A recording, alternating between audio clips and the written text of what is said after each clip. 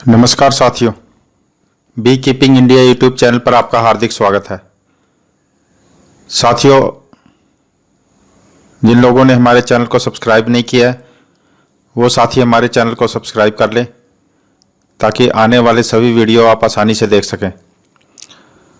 साथियों, आज हम आपको बताने जा रहे हैं कि किस प्रकार से आपने जो मधुमक्खियों के जो छत्ते हैं वो रखने होते हैं।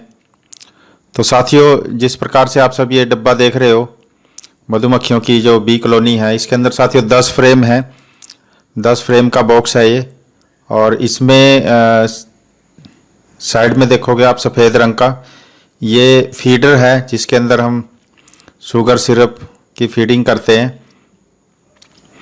तो साथियों, जब आप सब जो छत्ते हैं उनको निकाल करके बाहर देखते हो तो उसको हमने किस प्रकार से सेटिंग करनी होती है और आपने छत्तों को लगाते हुए किन किन चीज़ों का ध्यान रखना होता है उस बारे में ही हम साथियों बात करेंगे आज। तो साथियों, जिस प्रकार से हम छत्तों को बाहर निकालते हैं तो छत्ते बाहर निकालते हुए हमें बहुत सारी चीज़ों की सावधानी रखनी होती है। तो साथियों, जैसे कि रानी मधुमक्खी पूरा दिन अंडे देती है, तो साथियों सुबह के टाइम जो रानी मधुमक्खी है वो अंडे जो है वो एक तरफ देती है और धीरे धीरे अंडे देते देते शाम तक जो है दूसरी साइड चली जाती है।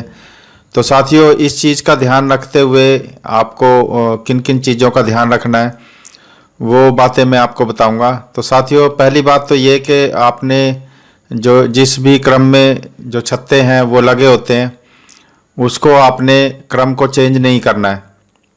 तो साथियों, होता क्या है कई बार कि जब हम छत्ता निकाल करके देखते हैं तो ये लगभग हर बी कीपर करता है कि जब आपको विजिट करना होता है मधुमक्खियों में काम हो रहा है नहीं हो रहा है और किस प्रकार से आपकी मधुमक्खियों में कोई प्रॉब्लम तो नहीं है। तो इसके लिए जो हर बी कीपर है वो कहीं ना कहीं विजिट करता है, कॉलोनी को देखता है। तो उस कॉलोनी को देखने के टाइम आपके जो छत्ते बाहर निकालते हो फिर दोबारा लगाते हो तो वो जो छत्ते हैं वो आपने किस प्रकार से लगाने होते हैं। तो साथियों, सबसे पहली बात तो ये है कि आपके जो ब्रूड और जो एग्स के जो छत्ते होते हैं वो आपके बीच में ही रहने चाहिए, किनारे पे ना रहें, क्योंकि किनारे पे ज़्यादा जो ब्रूड और अंडे के जो छत्ते हैं वो लगाने से आपकी जो मधुमक्खियाँ अगर कम हैं तो उसमें जो टेम्परेचर बना के रखना होता है उस टेम्परेचर को बना के रखने में इसमें बड़ी प्रॉब्लम होती है। तो साथियों, हम इस चीज़ का ध्यान रखेंगे कि जो छत्ते हैं वो किस प्रकार से रहेंगे। तो साथियों, एक और इसमें बहुत विशेष ध्यान रखना होता है कि जिस क्रम में आप के छत्ते लगे हुए हैं उसी क्रम में ही आपने दोबारा से छत्तों को रखना है। अगर आप क्रम चेंज करते हो तो आपकी जो क्वीन है वो डिस्टर्ब होती है। यानी अगर आपने पहला छत्ता निकाला है जिस जगह से तो पहला छत्ता उसी जगह पे आना चाहिए, दूसरा फिर जिस क्रम में रखा हुआ उसी क्रम में होना चाहिए। तो कई बार निकालते हुए जो बी कीपर्स हैं या जो न्यू कमर्स हैं जिनको नहीं पता है कि मधुमक्खी पालन में किस प्रकार की सावधानियां रखनी होती हैं, तो वो लोग जो हैं मधुमक्खियों के जो छत्ते हैं उनको कोई पहले नंबर का दूसरे नंबर पे लगा देते हैं, दूसरे नंबर का तीसरे नंबर पे लगा देते हैं। तो इस प्रकार की जो स्थिति है वो मधुमक्खियों में ना आए उसके लिए आपको बहुत ध्यान रखना होता है कि आप सब जो छत्ते हैं उनको सही प्लेसमेंट करें। और ज़्यादातर जब हम शहद निकालते हैं तो उस समय भी अगर हम इस चीज़ का ध्यान रखें कि जो छत्ते हैं उसको उसी क्रम में रखें, और वो वैसे तो उसमें ज़्यादा पॉसिबल नहीं हो पाता है, लेकिन फिर भी आप सब जब छत्ते निकालोगे तो उसके अंदर आपने ध्यान रखना है कि एक तो किनारे पे आपने जो है अंडे वाला नहीं रखना है क्योंकि टेम्परेचर मेंटेन करना होता है मधुमक्खियों को, और दूसरा ये कि साथियों रानी मधुमक्खी जो है वो बीच में विचलित हो जाती है, उसने किस छत्ते में अंडे दे रखे हैं किस में नहीं दिए हुए अंडे, तो उन छत्तों को वो नहीं पहचान पाती है अगर आप उसका जो सीक्वेंस है, जो उसका क्रम है, उसको चेंज करते हो। क्योंकि साथियों रानी मधुमक्खी जो है सारा दिन एक ही काम करती है, वो है अंडे देने का काम। तो अंडे देना का जो काम है वो एक एक सेल को जांच करती है, कहाँ पे अंडे देने हैं, कहाँ पे दे चुकी है अंडे। अगर आप सब इस क्रम को बदलते हो तो उसके साथ ही साथियों इसमें रानी मधुमक्खी जो है ये भूल जाती है कि या उसको दोबारा से फिर रीचेकिंग करनी पड़ती है कि किस जगह पे अंडे दिए हैं, किस जगह पे नहीं दिए हैं। तो वो सारी के सारी जो प्रक्रिया होती है वो रानी मधुमक्खी को बहुत सारी प्रॉब्लम्स हो सकती है। तो इसलिए इस चीज़ का हमेशा ध्यान रखेंगे कि जो छत्तों का जो क्रम है, जो चौथे नंबर पे छत्ता है वहाँ पे चौथे नंबर का है। एक बार आप शुरुआत में अगर कोई चीज़ डिस्टर्ब कर रहे हो तो एक बार आप सेट कर लो कि कौन सा जो छत्ता है कहाँ पे लगाना है। उसके बाद आप बार बार अगर छत्तों का जो क्रम है, जो उसका सीक्वेंस है, उसको बार बार चेंज करोगे तो जो क्वीन है वो डिस्टर्ब हो जाएगी।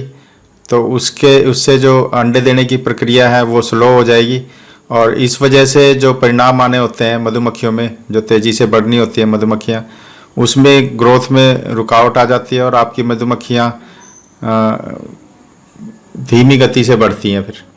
और साथियों इससे क्वीन जो है वो भी डिस्टर्ब होती है। तो आप सब ने इन चीज़ों का ध्यान रखना है कि सीक्वेंस वही रहे। दूसरा ये कि जैसे हम अंडे को अगर देखते हैं तो बहुत बार जो अंडे हैं वो देखने के लिए हमें जो बहुत सारी स्ट्रगल करना पड़ता है। तो साथियों रानी मधुमक्खी जो है जब तक जीती है तब तक अंडे देती है।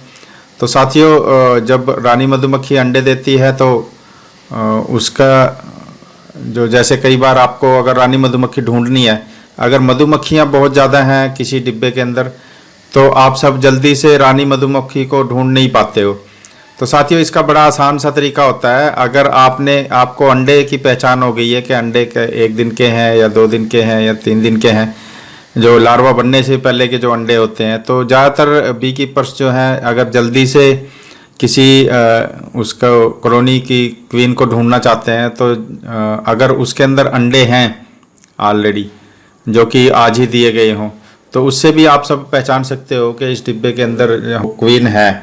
अगर तो साथियों इस प्रकार से ये एक बहुत ही महत्वपूर्ण जानकारी है और इसको आप सब फॉलो करोगे तो आपकी जो मधुमक्खियां हैं वो तेज़ी से ग्रो करेंगी और रानी मधुमक्खी जो है उसके लिए भी आसानी रहेगी।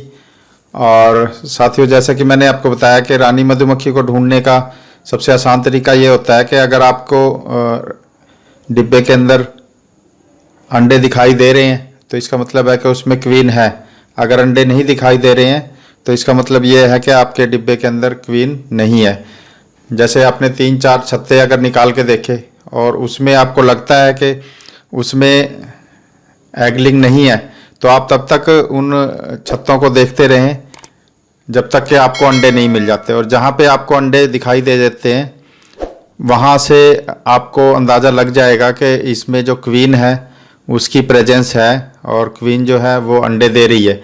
साथियों ऐसा हमें तब ज़रूरत पड़ती है जब आपकी जो बी कॉलोनी है उसमें बहुत सारी मधुमक्खियाँ हों और सीजन ऐसा हो कि आप सब को जो क्वीन है उसको ढूंढने में अगर परेशानी आ रही हो, मिल ना रही हो, क्योंकि बहुत सारी मधुमक्खियों के बीच में जो क्वीन है वो कहीं छुपी होती है या इस तरीके से वर्क कर रही है कि आपको नहीं दिखाई दे रही है ज़्यादा मधुमक्खियों में। तो उस स्थिति में आप सब इसका जो अंदाज़ा है उससे लगा सकते हो कि आपकी जो मधुमक्खियां हैं वो क्वीनलेस हैं या क्वीन के साथ हैं। बाकी साथियों इसके जो मधुमक्खियों के जो हाव भाव होते हैं, उनके जो एग्रेशन होते हैं, उनसे भी आप सब अंदाज़ा लगा सकते हो कि मधुमक्खियाँ जो है वो क्वीनलेस हैं या आपकी जो कॉलोनी है उसके अंदर क्वीन है। तो साथियों ये थी आज की जानकारी। वीडियो देखने के लिए बहुत बहुत धन्यवाद। Thank you very much.